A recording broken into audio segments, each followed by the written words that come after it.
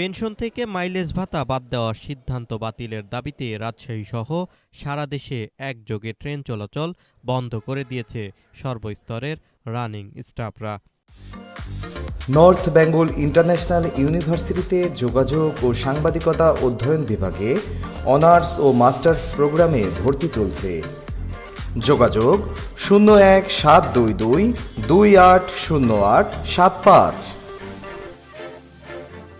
মঙ্গলবার ভোর থেকে স্টেশন থেকে ছেড়ে যায়নি কোনো ট্রেন।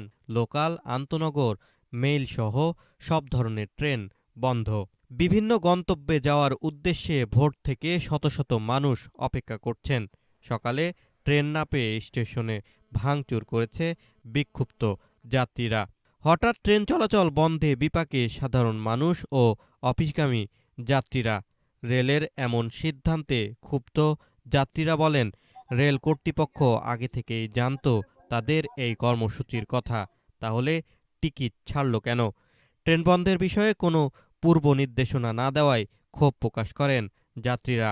কিন্তু অথরিটিকে আগে বলা উচিত ছিল যে এরকম এরকম যে আমরা ট্রেনের ধর্মঘট অন্তত 7 দিন আগে সেলিং প্রসেসটা অফ করে দেওয়া উচিত ছিল। আর যে মানুষের একদম হোপলেস হয়ে গেছে, ভাবছিলাম যে একটু ডিলে হোক, কিন্তু ট্রেনটা যাবে, কিন্তু এখন তো যাচ্ছে না।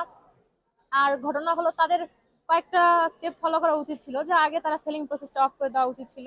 তারপরে একটা আলটিমেটাম দেওয়া উচিত ছিল যে হলো আমরা এরকম এরকম ধর্মঘট পালন করব। আর এখন মানুষের একটা ভোগান্তি, প্রায় হাজার হাজার মানুষের, হাজারের অধিক মানুষ আছে।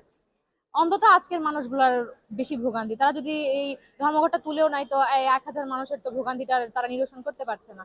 দাবি আদায়ে যাত্রী বা সাধারণ নাগরিকদের জিম্মি করাটা কতখানি যৌক্তিক, এমন প্রশ্নের জবাবে রেলের কর্মকর্তারা জানান, এটা আমাদের প্রশাসনের একটা কুটচাল হতে পারে। এটা সম্পর্কে তো আমি বলতে পারবো না, আমি একজন কর্মচারী। হ্যাঁ, সেক্ষেত্রে আমরা তাদেরকে বলে দিয়েছি 28 দিন আগে, 27 দিন আগে। তো তারপরেও তারা কেন সমস্যার সমাধান করতে পারবে না, এটা জানার পরেও কেন টিকিট তারা অনলাইনে ছেড়েছে বা টিকিট কাউন্টার থেকে টিকিট দিয়েছে, এটা প্রশাসন বলতে পারবে, এটা আমরা বলতে পারবো না।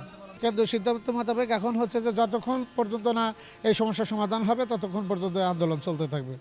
এদিকে সকাল থেকেই রাজশাহী রেল স্টেশনে যাত্রী নিরাপত্তা সহ যে কোনো ধরনের বিশৃঙ্খলা এড়াতে পুলিশের পাশাপাশি সেনাবাহিনীর অবস্থান লক্ষ্য করা গেছে।